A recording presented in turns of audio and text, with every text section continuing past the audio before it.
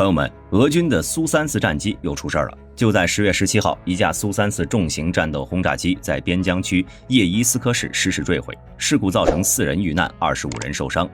该战机本年来已经多次意外坠毁了。今天大兵就和各位聊一聊，俄乌战争期间一共被击落了几架苏34战机，那些因为意外或者失误坠毁的苏34又暴露出哪些问题？话不多说，咱们直接进入正题。就在10月初的红利曼战场上，一架苏34战斗轰炸机被乌军击落。该战机正是俄乌战争爆发以来，俄空天军损失的第16架苏34。曾经被俄罗斯大肆宣扬的鸭嘴兽，如今在俄乌战场上却频频折戟，甚至令各国对战斗轰炸机这一机种产生了怀疑。那么究竟是俄军不行，还是战斗轰炸机不行呢？战斗轰炸机简单来说呢，就是同时拥有战斗机和轰炸机的功能，既能携带空空导弹进行对空作战，又能挂载空地导弹执行对地轰炸任务。该机种最早诞生于上世纪70年代，期间伴随着 F111、苏24的性能日渐落伍。这一机型呢，曾经一度被各国抛弃，直到上世纪90年代起，伴随各国发动机和精确制导弹药的快速发展，战斗轰炸机再一次迎来了性能飞跃，并在仅10几年间诞生了很不错的几个型号。苏34呢，算是其中一员。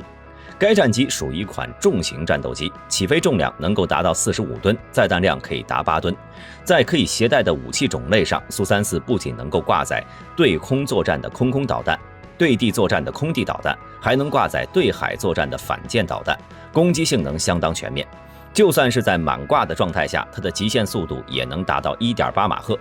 大家可以想象一下啊，用一款战机完成好几个战机的作战任务，前进只需要换装一下弹药，而且整机成本只比主力战机高出那么一点点，这样的战机有谁能够拒绝呢？但是现实情况却是，截止现今啊，该战机的外售依然为零。此外，苏34在俄乌战场上的表现也是极为一般，乌军甚至可以用便携式防空导弹将其击落。大家可能对于该战机的价值没有什么概念，大兵简单计算了一下，一架苏34的制造成本大约在6000万美元左右，那么16架的价值就是 9.6 亿美元。这还只是战机本身的价格，无论对于哪个国家来说，16架战机的坠毁都是重大的损失，更何况是现今因为各种原因而经济异常困难的俄罗斯。那么苏34都是被什么击落的呢？暴露出来的问题又有哪些呢？根据现今公布的信息来看呢，击落苏34的不仅有山毛榉防空导弹，还有真式肩扛单兵便携式导弹。这些导弹的造价呢，基本都在几千到上万美元。对比苏34超过6000万美元的高昂价格，俄罗斯真的是亏大发。若一直以这样的形势再打下去，就算是俄罗斯出口再多的天然气也无济于事。毕竟，就算是财大气粗的美国，长期也遭不住这样的损失。那么，造成苏34频频被击落的问题在哪儿呢？其一呢，就是该战机没有任何隐身性能。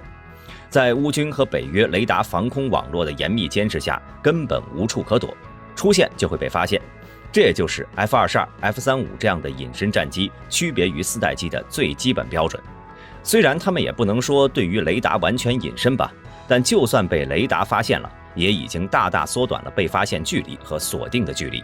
而苏34这样的非隐身战机就很容易对付了。不仅会被中远程防空系统轻松锁定，就连单兵肩扛导弹都能将其击落。再加上它庞大的机身，进一步加大了被发现的概率。其二就是俄军对于苏34的使用不当，也是导致其频频被击落的另外一个原因。毕竟，就算苏34没有隐身性能，也能携带防区外攻击弹药和各类精确制导弹药，从而实现远距离打击，降低自身受到敌方火力反制的概率。实际上，在俄乌战争早期，俄空军也曾频频出动苏34战机，并且取得了极为有效的战果。那么，为何之后俄军派出的苏34战机却屡屡被乌军击落呢？最重要的原因就是在于俄军对苏34的使用。本来苏34是能执行远程打击任务的，但是俄军偏要让苏34采用临空轰炸的作战方式，这就使得苏34面临着更大的风险。刚才大兵也说过，它并不是一款隐身战机，乌军防空导弹能够轻易地锁定它。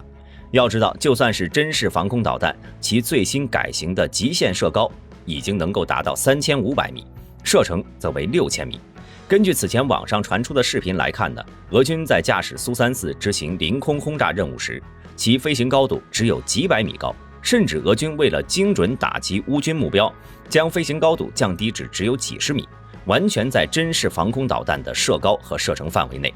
所以像苏34这样的大型目标是有概率被乌军的单兵防空导弹给击落的。再加上乌军一般都处于暗处，只要苏34被乌军防空导弹盯上，那基本上没有什么活路了。另外，从苏34在战场上多次被击落来看呢，俄军却是很缺精确制导弹药和远程攻击弹药的。也就是说，俄军对于这次战争准备的并不充分。在这种形势下呢，像苏34这样的先进重型战机才会出现没有先进弹药可用的情况。由此能够证实，俄军近几年呢是真的没钱，以至于连先进战机都不能充分发挥战力。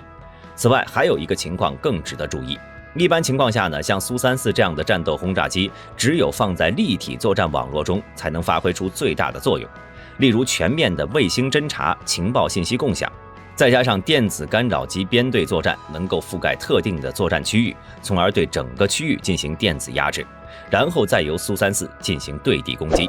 在这样的部署下呢，苏34执行任务的安全系数就会变得非常高，也就不会出现大批被击毁的情况了。这也从侧面反映出俄军电子战能力的缺失。那么讲完这些正常被乌军击落的，那么因为意外和失误坠毁的又是怎么回事呢？在今年的7月18号，社交媒体上曾流传的一段视频中显示，在俄军控制的卢甘斯克地区，一个大火球摇摇晃晃地从空中坠落，期间伴随着俄军阵地上猛烈的防空炮火声音。这团火球之后坠落在远处的林地，其残骸呢在第2天被找到了，经验证是俄军的苏34战斗轰炸机。至于为何在夜空中呈现出大火球的形状，大概率是因为这架苏34携带了大量燃料，被导弹击中后起火导致的。在这之后呢，荷兰航空协会对比残骸的部分尾号得出结论，此架飞机的具体型号应该是 RF95890， 属于苏 34M 的变体。其航空电子设备、雷达和通信系统都经过全面升级，武器系统拥有一定的电子战能力。按理来说，该战机配置了先进的电子干扰武器，能够轻松压制地面雷达与防空系统，不应该就这么轻易的被地面防空导弹击落的。经过分析之后呢，只有2种可能，其一就是俄罗斯方面对于苏34的宣传水分太多了，该战机的反导能力并没有想象中的那么强悍。其二就是这架苏34的飞行员呢，在执行飞行任务时，并未启动电子干扰系统，会在友军控制的区域遭到防空火力的打击。如果这架苏34真的是被友军防空导弹击落的，那可真的太悲催了。在此之前，俄军已经在战场上损失了11架苏34了，都是在最前线执行任务时被乌军的防空导弹给摧毁的。这对于军事装备而言呢，也算是一个体面的归宿。但是这架苏34却是在飞往前线的过程中倒在自己人手里了。再者来说，在信息时代的空战中，友军误伤大概率是不会发生的。只要驾驶员联络及时，空地保持沟通，基本可以杜绝这种乌龙事件。这也能从侧面看出，俄军不仅无法在正面战场上碾压乌军，就连军队内部也有着不少问题。首先就是友军部队之间的识别沟通存在缺陷。由于卢甘斯克地区那段时间呢，持续遭到乌军的炮火打击，导致守军的精神高度紧张。苏34在飞临防区时，他们条件反射地认为是敌人即将进行空袭，第一时间便动用了防空火力。有消息人士曾透露，击落这架苏34的大概率是山毛局野战防空系统。此外，就是这架苏34在执行飞行任务时没有提前通报战区。但是，就算这项任务高度机密，其飞行员在可视度相当差的夜晚，也应该保持高度警惕，做好充分的准备，这样至少能够躲过友军的第一轮防空火力，为紧急空地沟通争取到时间。很明显，俄军在空地方面的军事素质都有所不足。如果说这次是意外的话，那么下次呢，就纯的是驾驶员失误和设计问题了。就在此前的9月6号，根据俄罗斯国内媒体的报道，两架隶属于俄空军的苏34战机在利佩茨克空军基地附近发生撞击事件。虽然事后两架战机都平安降落了，没有造成人员伤亡，但机身却损毁严重。9月9号，俄罗斯相关媒体再次爆出其中一架苏34的受损情况。从照片中呢可以看出，这架战机的右侧机翼严重受损，机翼翼尖更是完全破碎。安装在机翼上的西比内电子战吊舱也消失不见了。除了机翼外，它的水平尾翼也遭到一定程度的损坏，向下出现了扭曲变形。发动机尾喷管发生了一定程度的形变。根据俄罗斯塔斯社媒体的报道，大兵大致还原出事故的经过。事故发生时呢，两架苏34正在进行斜向的密集编队飞行，在编队飞行前进两机相隔很近。期间呢，由于种种原因失去了对僚机的目视接触，而僚机呢也并未向长机报告自己所在的位置，也就是说，长机丢失了对僚机的信息掌握。此时僚机正在长机右下方爬升，两者距离依旧很近。在失去目视接触后呢，长机驾驶员开始向右翻滚，并搜寻僚机，顿时导致向右倾斜的长机右侧机翼撞到了僚机的座舱附近。这次撞击直接使得机翼翼尖破碎，西比内电子战吊舱丢失，僚机的机身也被撞出了一个大口子。随后，长机飞行员选择向左调转方向，结果致使第二次撞击的发生，右侧的发动机被碎片击中。要不是苏34的升力体结构拥有极佳的控制性能，这两架战机可能都要交代在天空里了。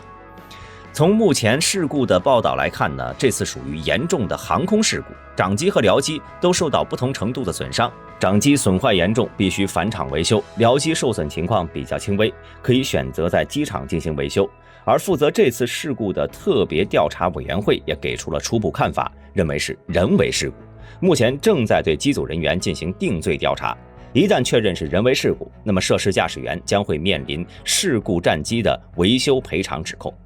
但是事实真的仅仅如此吗？这件事儿应该不单纯是驾驶员的问题了，也有相当一部分设计问题在里面。最重要的设计问题就是座舱。苏34之所以被称为战斗轰炸机，单从设计和定位方面呢，还是很符合的。原来苏俄空军前线战斗机的设计理念就是应用了并联双座座舱的设计模式。这种设计模式虽然方便了驾驶员和导航员之间进行相互交流，共享仪表盘，却也造成了一个相当大的视野问题。后向全部被遮挡，右侧则是导航员，右前方和左侧才有充分的视野。驾驶员如果想获得更大的机身右侧信息，必须询问导航员或者通过滚转变向绕一下才能看见。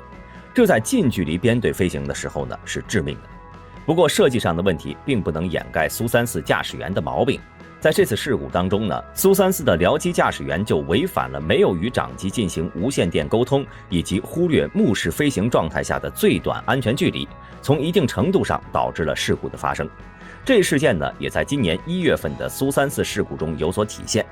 在1月18号，两架苏34战机在日本海上空进行密集编队飞行训练时，由于没有保持目视飞行状态下的最短安全距离，导致两架战斗机相撞，结果造成2名飞行员死亡，1人失踪。事后仅幸存了1名导航员。虽然驾驶这种本身就设计有问题的战机要严格遵照飞行标准，但是战斗民族嘛，一瓶伏特加下去，哪还管这些？